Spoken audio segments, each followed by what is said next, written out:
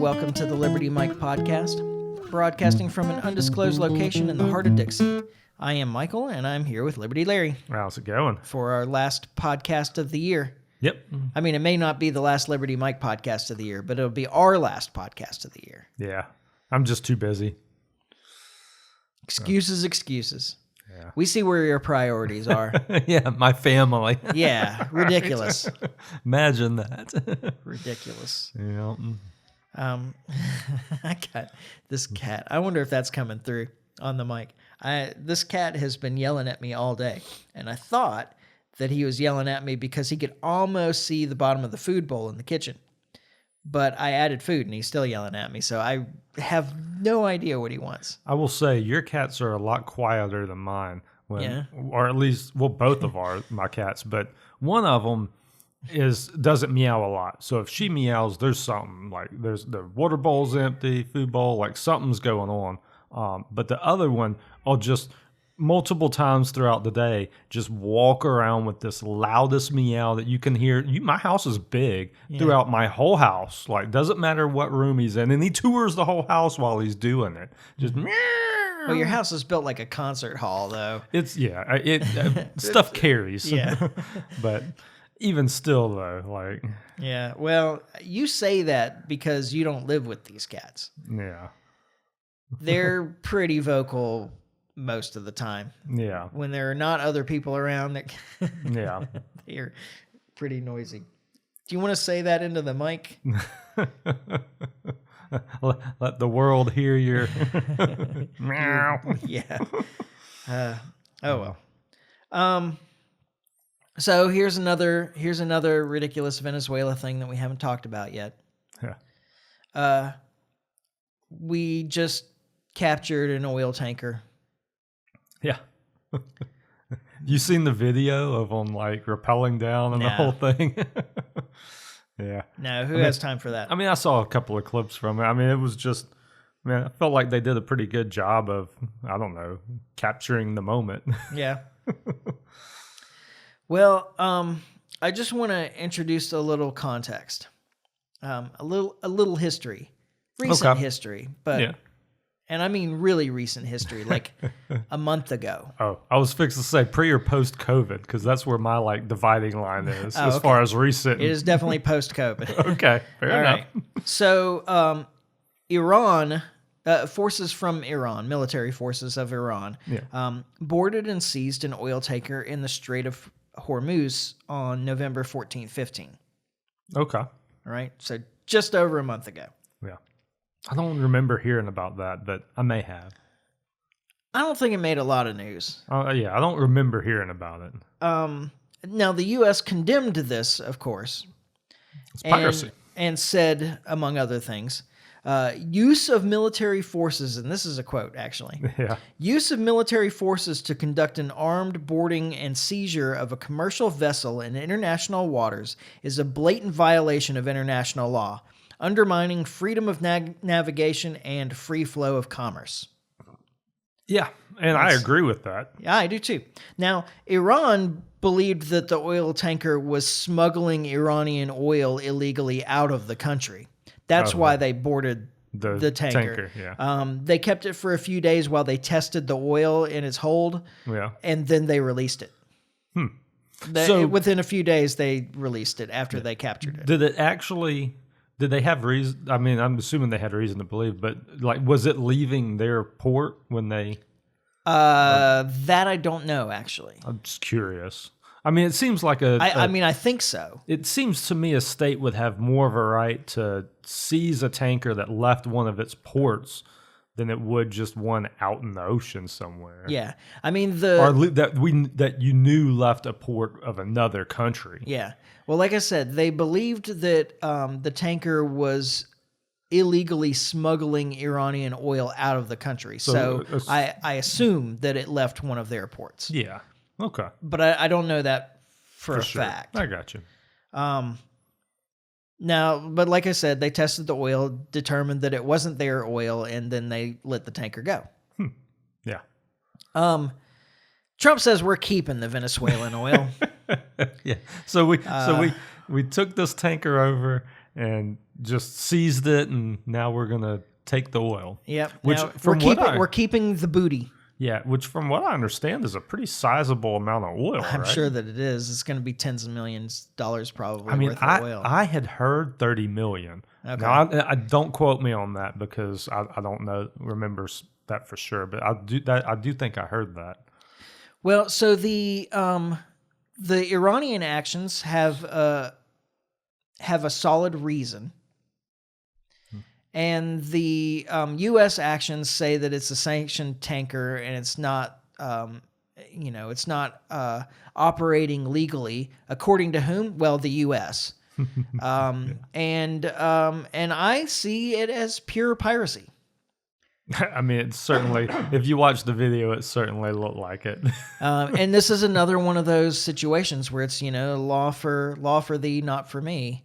Yeah. That we are constantly harping on the importance of international law and how all these other countries are breaking international law.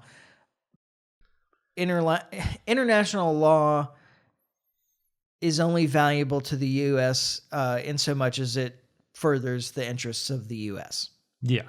That's it. So we enforce the international law, and so we enforce the international law when it's beneficial to us or harmful to our, I don't know, our competitors, I guess. Like, I hate to use the word enemies because we don't technically have any. Yeah.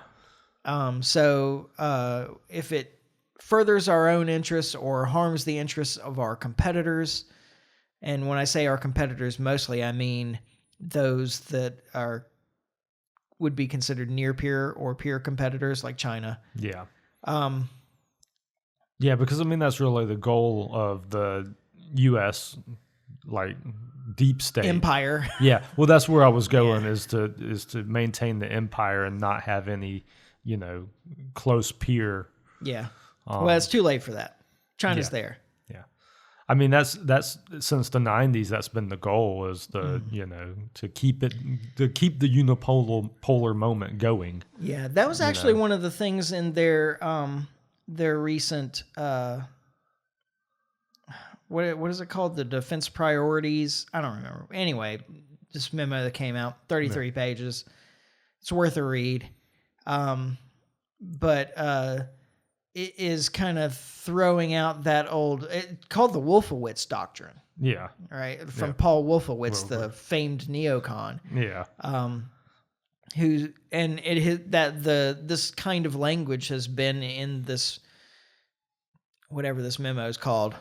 Yeah. Annual memo is called, or administrative memo or whatever. Ever since, which is that the U.S. is the sole superpower in the world, and our foreign relations goals should be to keep it that way.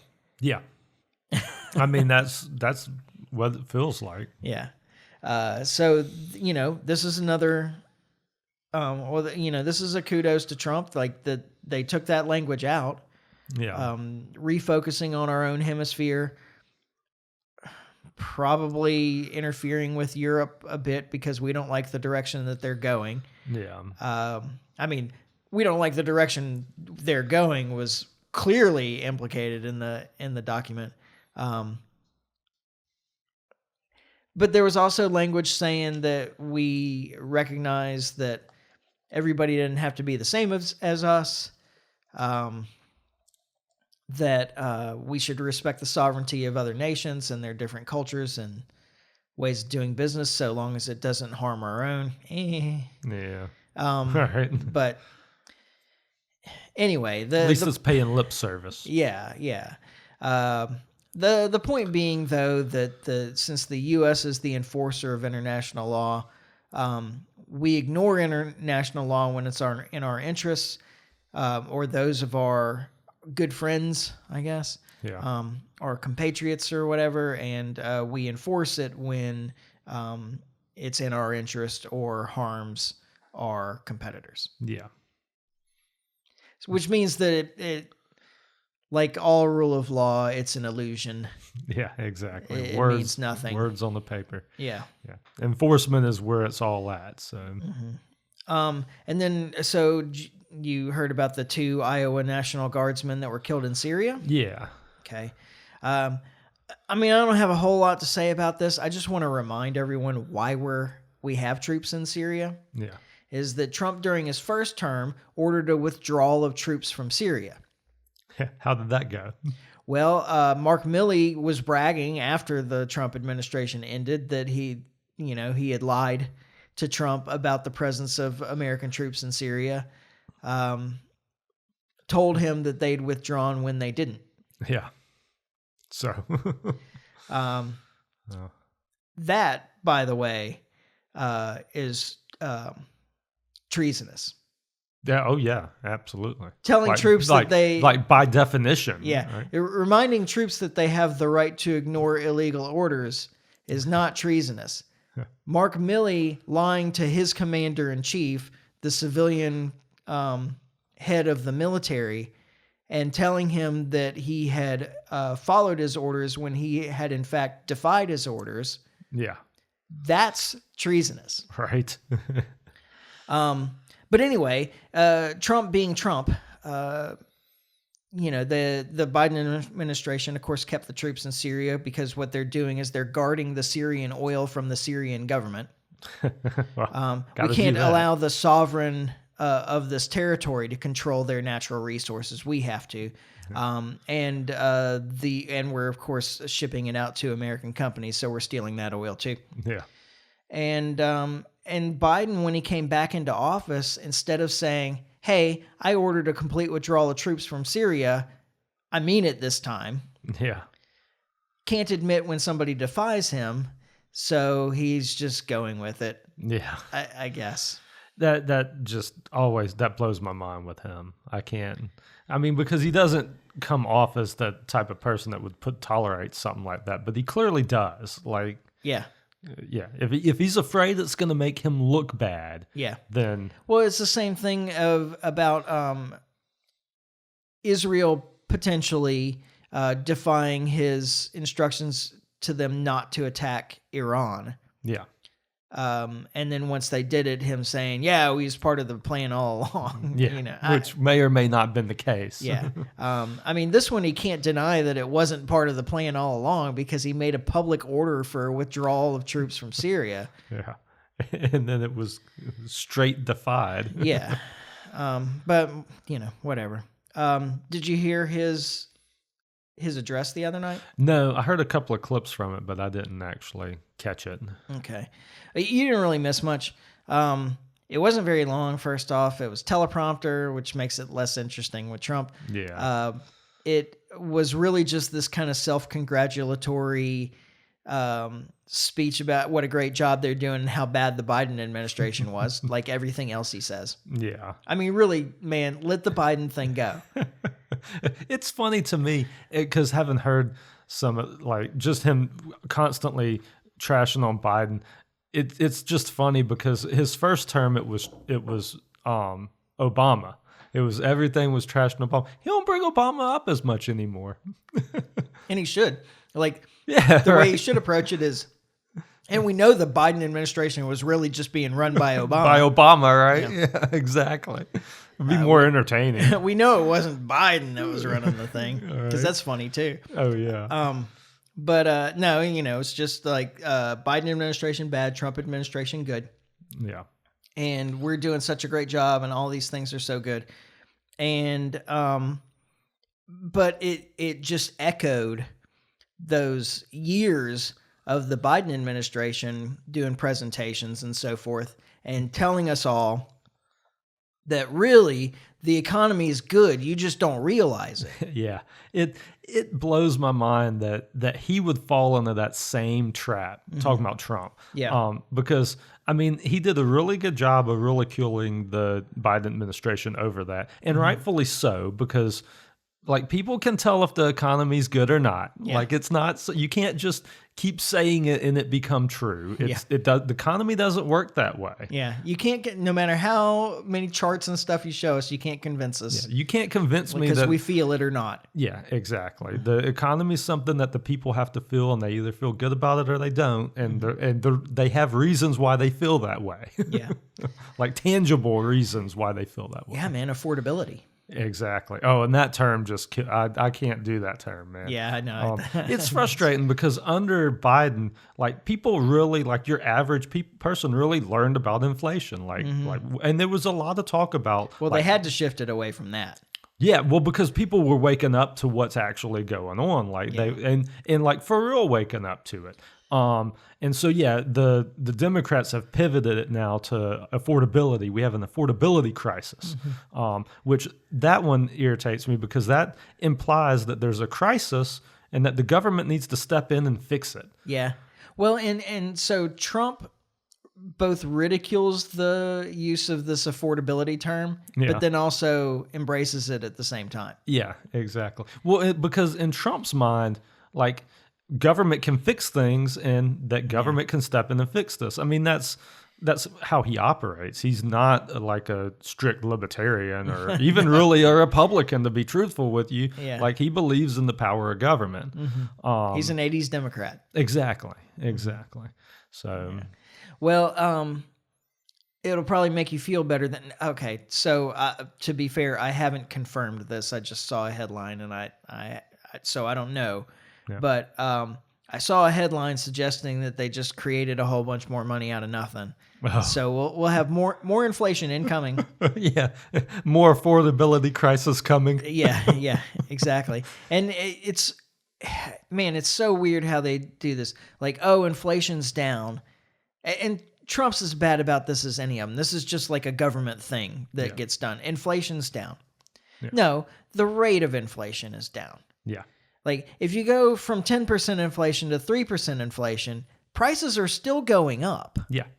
Because it's cumulative. It only goes one way. Yeah. I mean, at least as far as we've ever experienced. Now, and so then that's another thing that he's talking about, prices down. He's like, prices are down, and he's using, of course, the peak, the absolute highest point of prices. Yeah. In this case, eggs. Oh, that's it's a good actually one. During his administration, March of this year was the highest cost of eggs. Yeah. And he says egg prices are down 82%. Well, I mean, it's not exactly... Okay, so if you say prices are down 82%, that makes it sound like if the price was $1, if it was down 82% from $1, it would be 18 cents. Yeah. But he's actually using the lower price as the benchmark. Yeah. So it's like if you added 82% of the current price to the current price, then it would be the price in March of 2025. Yeah. Right? Well, I know, but down 82% sounds a whole lot better than down. It would be like, I don't know, 46 probably percent, something like that. Yeah. I mean, that's still a big number. Like, you should feel good about that. Prices are down 46% on eggs. That would be awesome. Yeah. Well, it is awesome because they awesome. were very like ridiculously high. But 82% just makes you obviously a liar. Yeah, exactly. And it's not... You're lying through statistics. Yeah, well, 3 kinds of lies. Exactly. And it really frustrates me that Trump's doing that too. Yeah. Sorry about my pen, guys. It's just it's not exactly accurate. And then I'll give him kudos on getting prices down, like those kind of prices. Now that one's not an inflation issue. Well, that one was we're slaughtering all the chickens issue. Yeah, for the bird flu that was nothing. Yeah, exactly. I still hear whispers about bird flu. It still makes the rounds every now and then. They'll never give it up, man. Because if they see an opportunity to push it through, they'll do it. Mm-hmm. So I'll give him kudos. I'll give him kudos on getting prices down. Although I don't really think that he did much. Yeah. And I'll give him an attaboy on something else that he talked about, which I did confirm. or at Yeah. least, I mean, this is all government statistics, so Yeah. grain of salt. But he that the growth in federal government jobs since he took over as president in the second term is zero. Really? Like 0, 0? Like 0, 0. No, I mean zero in the sense that in aggregate there are no new government jobs. Yeah. I'm sure that government people have been hired, but other government people have been fired, so it's effectively zero. That was something he talked about during the campaign was like reducing government through attrition. Yeah. Where like, somebody retires, we don't replace them, like that type of thing. Yeah. I mean, I don't know how much that's really working out, but like I said, at least the hirings have been balanced by the terminations or resignations. Yeah. So the job growth in federal government jobs is effectively zero anyway. No, I mean, So well done. Small victory, but victory nevertheless. Now, but then I was going to say he followed it up with a statement. I don't actually remember if this was before or after he talked about that, but he also made this statement. That not a single illegal immigrant has crossed the border since he took office. Oh, yeah? Yeah. That one's pretty ridiculous. Now, where do you get the statistics on that? Because not a single one told them that they came over the border. Yeah, there's not a single recorded entry of an illegal immigrant, maybe, or something like that. It's the idea that what he's suggesting is that nobody has entered this country illegally since he took office, and that's just stupid. Yeah, there's no way that's true. Yeah. Right.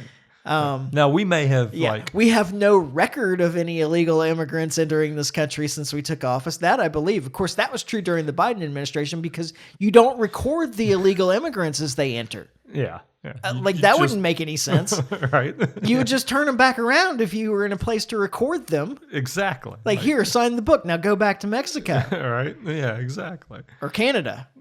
Canada, yeah, because that's happening a lot.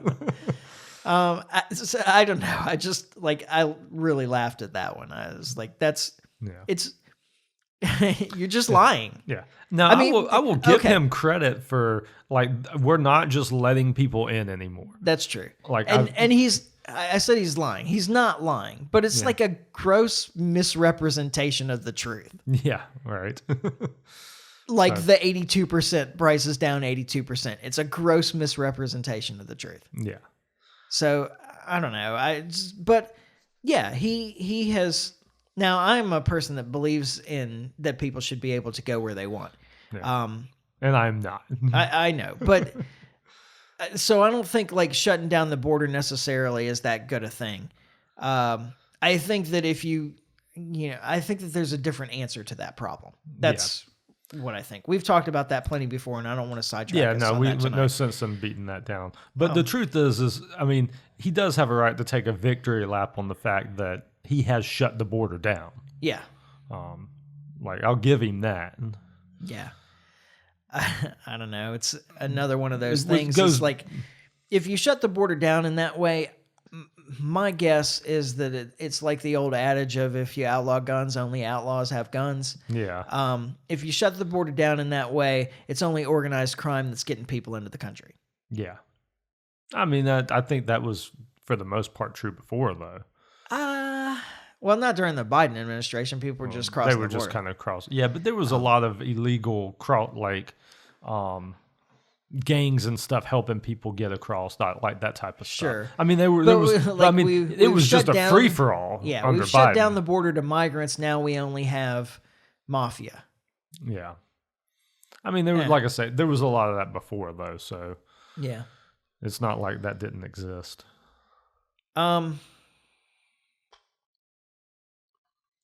What were you talking about before the podcast? Few things. Oh, but so Trump rescheduled marijuana.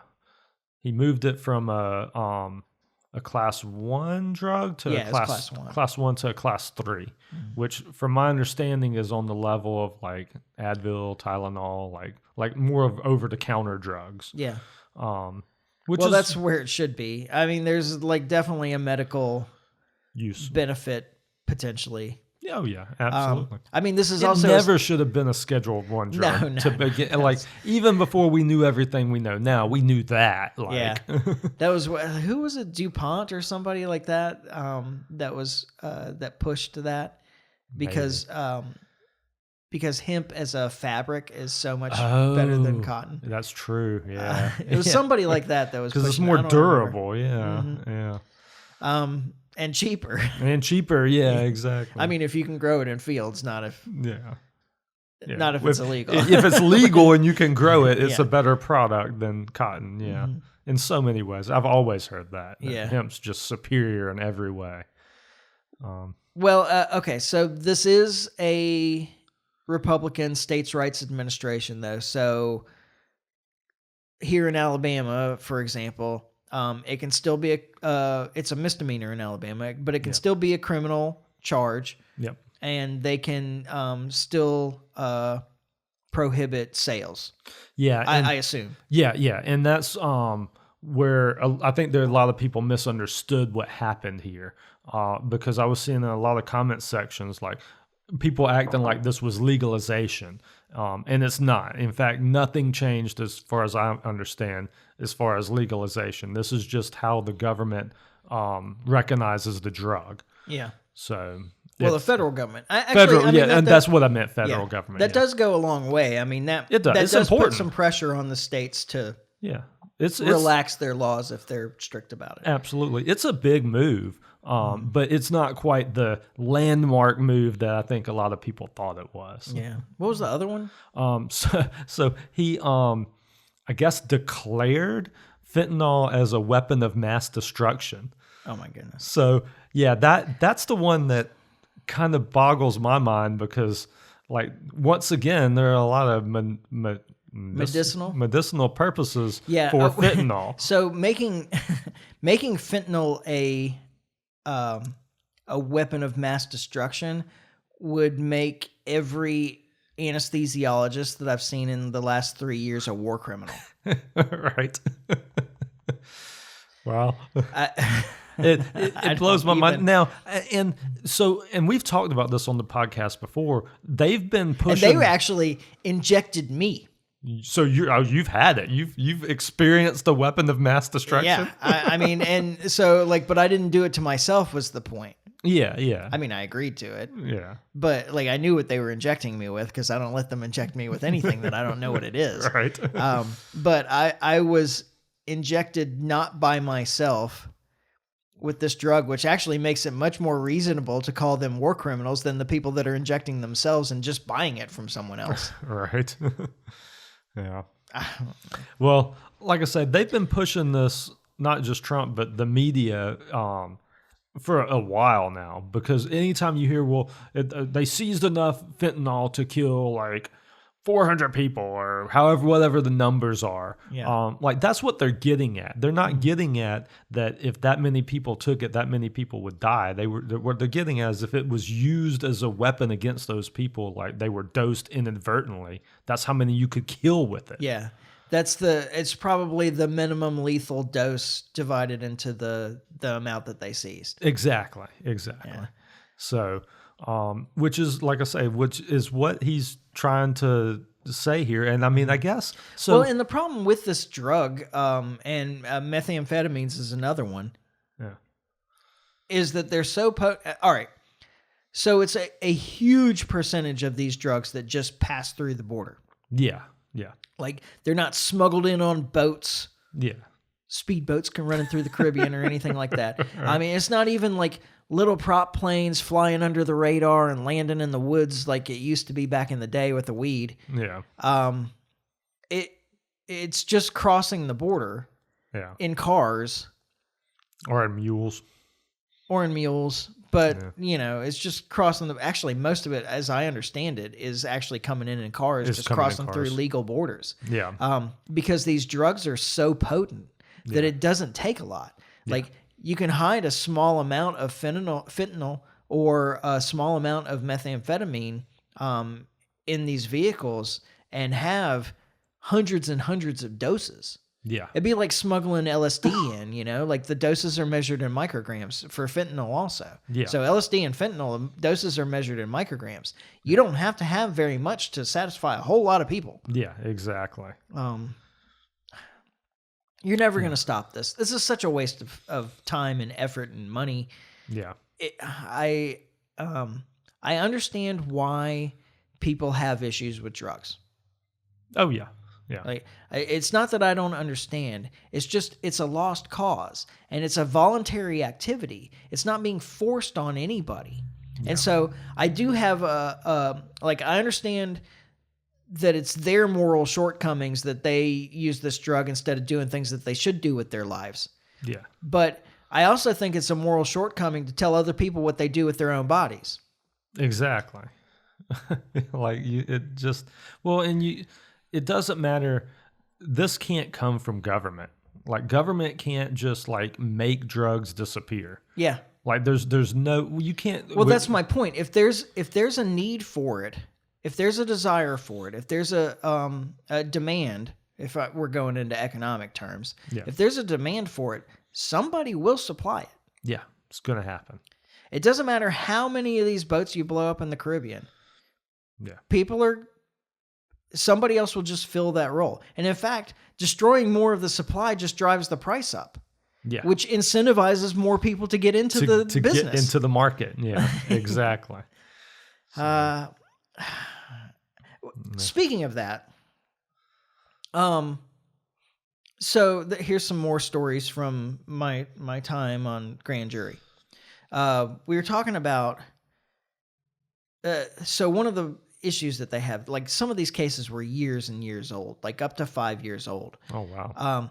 The drug cases primarily. And the reason was because when they seize some drugs, when they, arrest you for possession or whatever, they'll do a field test, but in order to ensure it, they send the drug off to the Department of Forensic Sciences, the Alabama Department of Forensic Sciences, who will then do real tests, real chemical tests to determine what it is and precise measurements so you know the exact weight, so because all the charges are based on weight, so etc. And they're backed up by years. Really? Yeah, they're backed up by years. So I asked the DA, I was like, why can't you just farm this work out to, there have to be other labs that can do these kind of tests. It can't be that complicated. Yeah. Why don't you just farm it out to, private businesses? Yeah.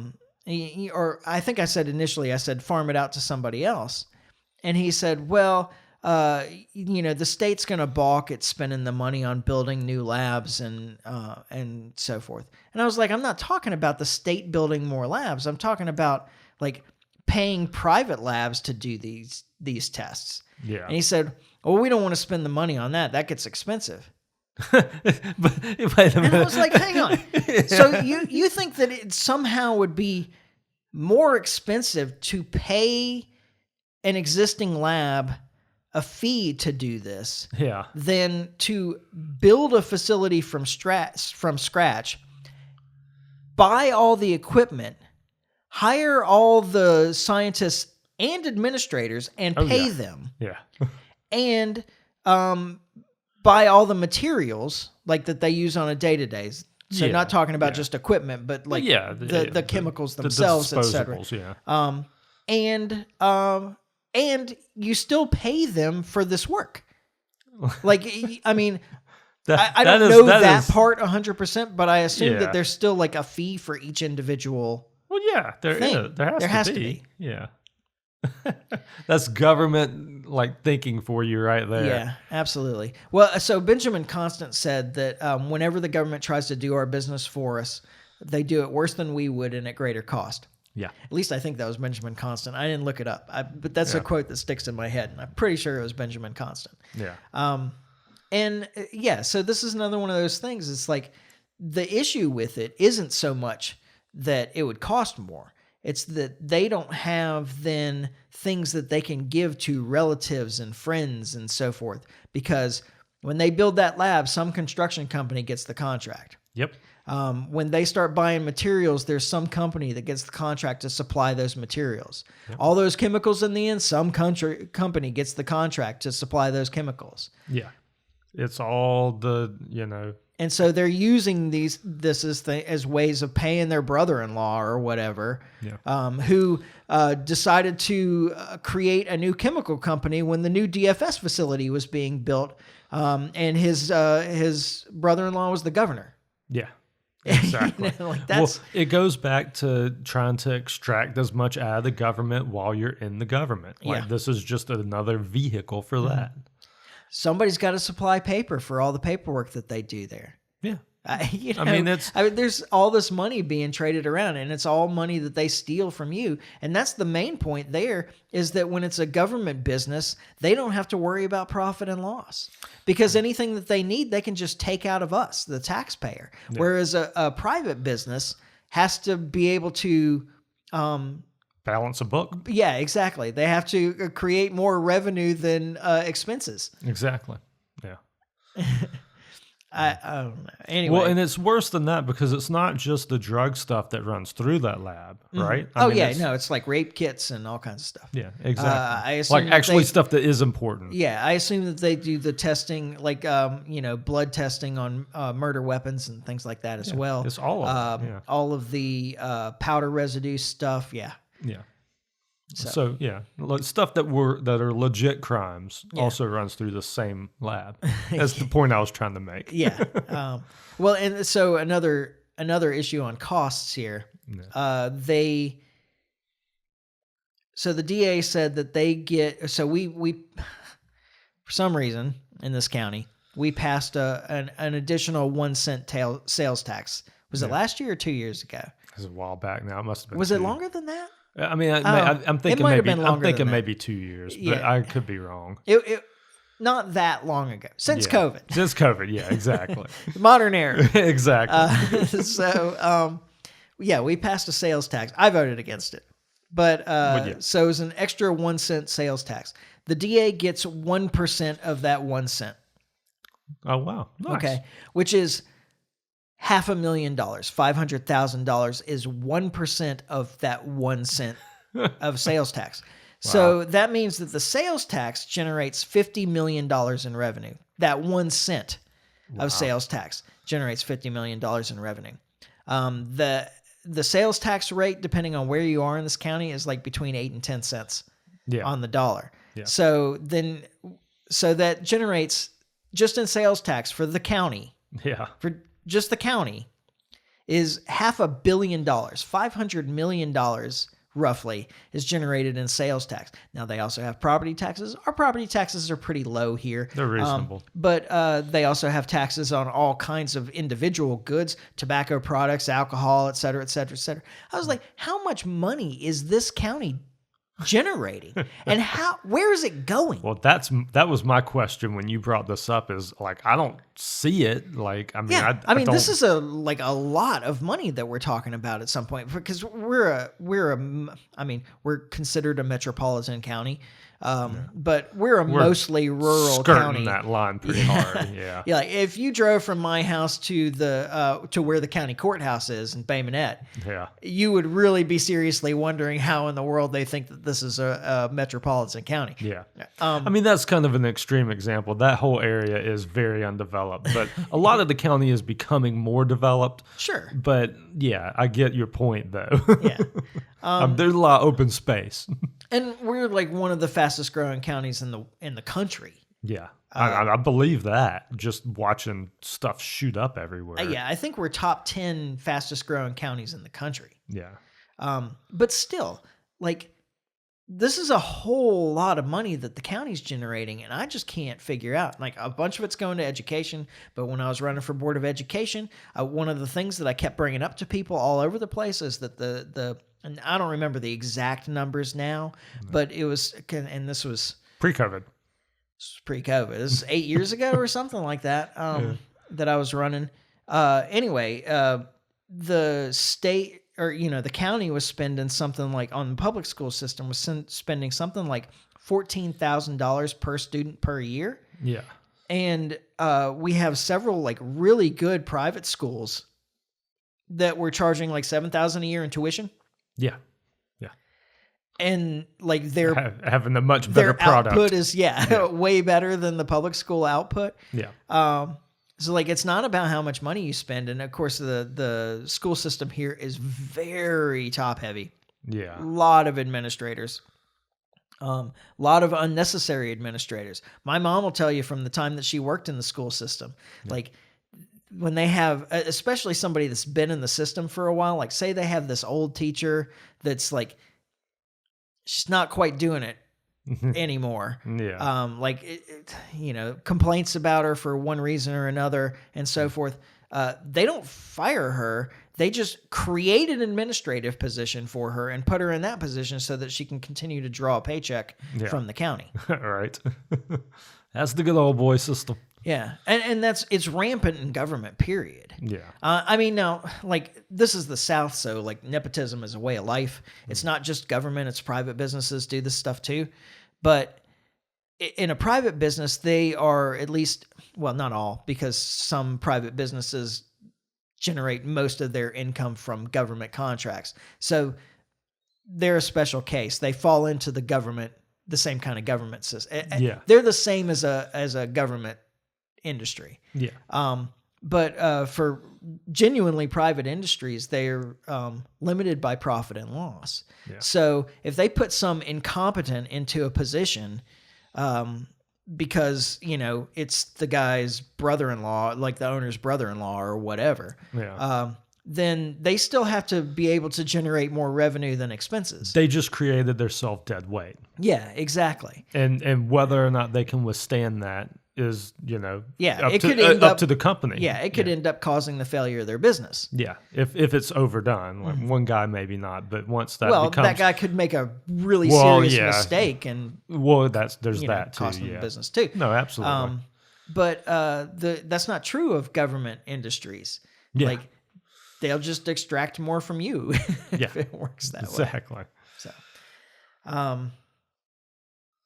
is there any, let's see. Let me look over my notes. Is there anything else that I wanted to talk about tonight? Because I think that really covers it. And including our little hiccup. Yeah. We're closing in on 50 minutes, I think. So I was going to say, if not, we can call it a short one because. Yeah, I'm okay with that. I'm whooped. You got a phone call? No, that's my mom saying, don't forget to pick up your brother tomorrow. Yeah, I remember. Yay, I'm your on brother's top of coming it. to town. Yep. I'm excited. Like I'm just gonna not go. Right. I would imagine get a call after his plane lands. He would be like, "Oh yeah, well, I forgot about that." Yeah, no. You can grab an Uber. You grab an Uber, right? Yeah, exactly. Just put the family in an Uber. Yeah, or in a car. Yeah. Yeah, I think that really covers what I had to cover tonight. So unless there's something that you want to... I was trying to think if there was any little asides I wanted to take us on, but nothing comes to mind. Okay. Well, just remember, government wastes your money. The U.S. is above the law. Rule of law is a myth. Yeah. And marijuana is awesome. Yeah. I mean, that's the reason they rescheduled it. Yeah, I see. That's what I thought. I see RFKJ's influence on that one pretty strong because Trump's a teetotaler. Oh, 100%. Yeah. Which is the reason I wouldn't have expected that from him at all. I wouldn't figure he would try to reclassify it. I just figured it'd be something he wouldn't touch. Yeah. Wouldn't you have expected that to be something that the Democrats did? Yeah. Yeah, because they've been pushed and talked about it forever. But no. Of course, it's, executive order, so it doesn't mean anything in the end. Yeah, I mean, it's just a reclassification. So, but it being on the same schedule as with heroin and fentanyl and methamphetamines and so forth was stupid. It has never made sense. And it doesn't even translate into the legal code. I mean, if in Alabama, all those other things are felonies, marijuana is a misdemeanor. Yeah. And we don't tolerate that kind of stuff down here, Yeah. You can drink all you want and get behind the wheel. That's okay. Well, yeah. You can have a case of beer and then drive home. But Go get my driving whiskey. we don't like that hippie stuff. Right. Those left-handed cigarettes. Yeah. All right. Well, so we don't have any plans to have a podcast next week. I'm going to try and work something out. We might be able to put out some content. Not me and Liberty Larry, but GI Greg's coming in town. If we can work it out, like maybe we'll record something. Yeah. And Bad News Brandon, he'll be here too. So Nice. We'll see. We'll see if we can't set aside some time. Not like 3 hours like last time, because we got in a lot of trouble for that. Yeah. But, Oh, come on. No more marathon podcast. That was so much fun, though. I did like thoroughly enjoy that. And we got new batteries in the recorder too, So you could make it. yeah. But anyway, Merry Christmas to everybody, in case we can't get something out.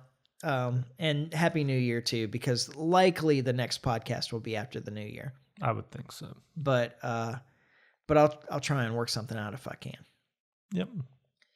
And I guess that's it. So we won't be back next week, probably. We'll be back after the new year. And in the meantime, you can follow us on Facebook and subscribe on iTunes, YouTube, Podbean, like and share, comment. You can always email me at michael@thelibertymike.com. I accept Christmas cards too. And that's all the things. Any of those things would be a nice Christmas gift to the podcast, by the way. Yeah. All engagement helps. Yep. What a world. And we'll be back in 2026 when we finally get this right. And in the meantime, try to stay free. Life short, live free. Ciao. Later.